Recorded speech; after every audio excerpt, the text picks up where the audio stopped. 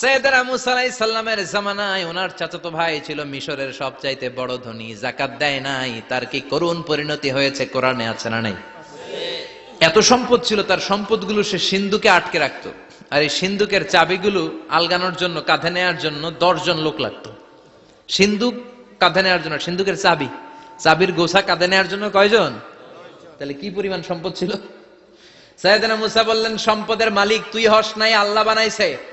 কারণ বলে, ইন্নামা উতিতুহু আলা ইলমিন ইনদি, আল্লাহ আমারে সম্পদ দেয় নাই, আমি আমার মেধা খাটিয়ে সম্পদ বানিয়েছি।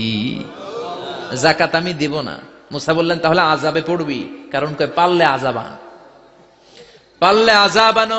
আল্লাহ বললেন, ফাখাসাফনা বিহি ওয়া বিদারহিল আরদ, ও মুসা নিরাপদ দূরত্বে চলে যাও, এখনই ভয়ঙ্কর ভূমিকম্প হবে, আযাব দেব।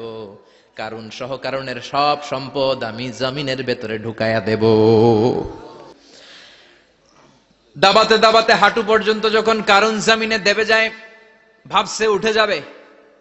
কোমর পর্যন্ত যখন মাটির মধ্যে দেবে যায়, ভাবছে উঠতে পারবে। গলা পর্যন্ত যখন দেবে যায়, হাত তুইলা কয়, আমি ঈমান আনলাম।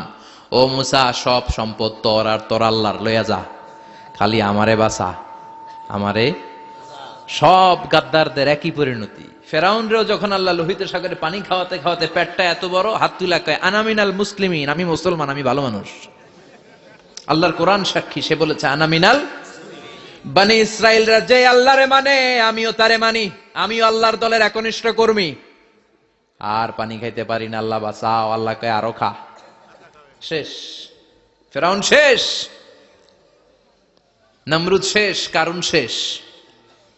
পুরো সম্পদ সহ আল্লাহ কারুনকে জামিনের ভেতরে দাবিয়ে দিলেন।